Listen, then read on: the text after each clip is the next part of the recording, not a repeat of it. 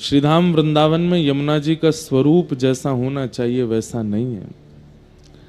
श्री अयोध्या जी में भी कथा के विश्राम दिवस मैंने इस विषय पर बहुत जोर देकर के बोला था।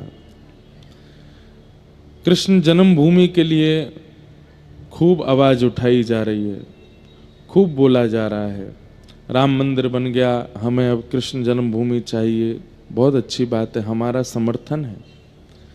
लेकिन श्री ठाकुर जी को अति प्रिय व्रज वृंदावन में जो 4 वस्तु हैं उनमें से पहले हैं श्री गोवर्धन नाथ गिरिराज जी, दूसरी हैं वृक्ष यानी कि वन, तीसरा है रज और चौथा है श्री यमुना जी।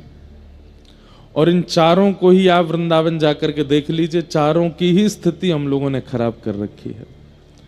गिरिराज जी का स्वरूप भी बिगड़ रहा है,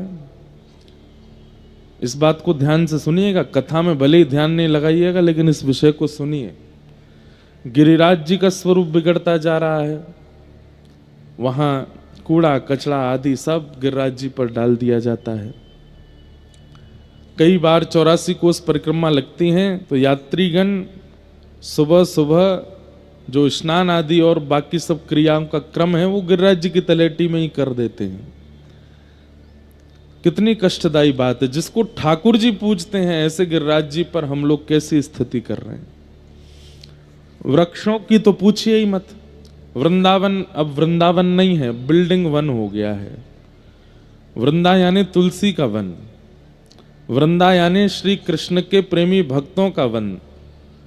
अब तुलसी वन की जगह, भक्त वृंद की जगह पर्यटन वन हो गया है, बिल्डिंग वन हो गया है वृंदावन, हाईटेक वन हो गया है वृंदावन। वृंदावन में वन नहीं बचे, गिरिराज जी की स्थिति हमने खराब कर दी। रज भी अब सब जगह से लगभग समाप्त होती जा रही हैं, विश्राम होती जा रही हैं। सब जगह पक्के पक्के सब रोड आदि सब बनाए दिए जा रहे हैं। और श्री यमुना जी में तो आचमन ही नहीं कर सकते आप। यदि आपने आचमन किया तो आपको घनघोर पीलिया की बीमारी हो जाएगी या कोई और रोग लग जाएगा। क्यों? यमुना जी है ही नहीं, यमुना जी है ही नहीं। यमुना नगर आपके हरियाणा के बाद यमुना जी का स्वरूप नहीं है। फिर हम लोग सब लोग जो व्रजवासी हैं ये दिल्ली के लोगों का चरणामृत पी रहे हैं वृंदावन में, यमुना जी नहीं है वहां पर। दिल्ली के लोगों का स्नान का जल और आदि आदि जो दूषित जल है वो वृंदावन में आ रहा है। यमुना जी का स्वरूप हमने वहां से बिल्कुल अंतर ध्यान कर दिया है।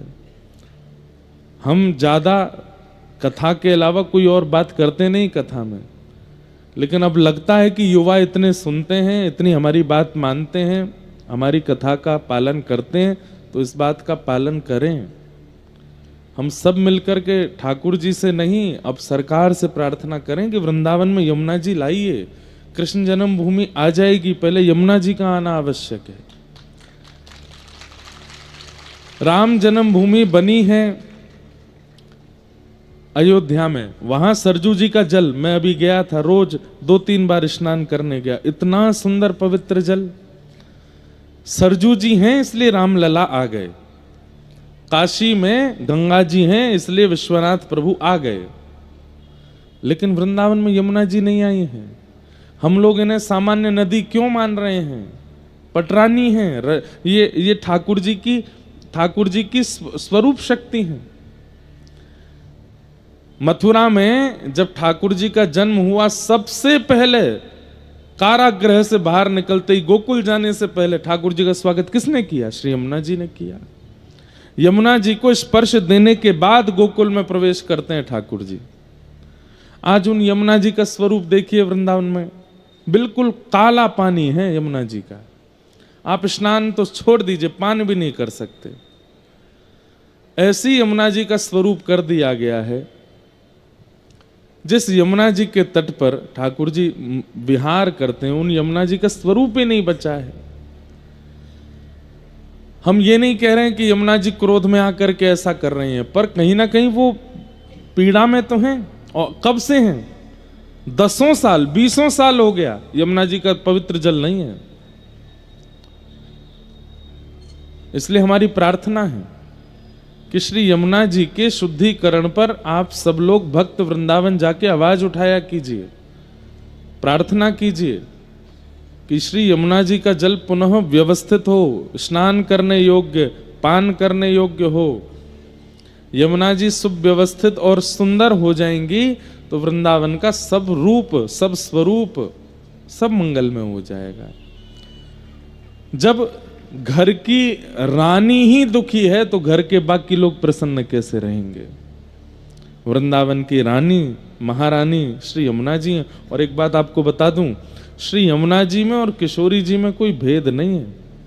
किशोरी जी का ही जल निमग्न स्वरूप श्री यमुना जी हैं और उन्हीं यमुना जी का स्वरूप ऐसा बिगाड़ करके हम किशोरी जी को पीड़ा में डाल रहे हैं।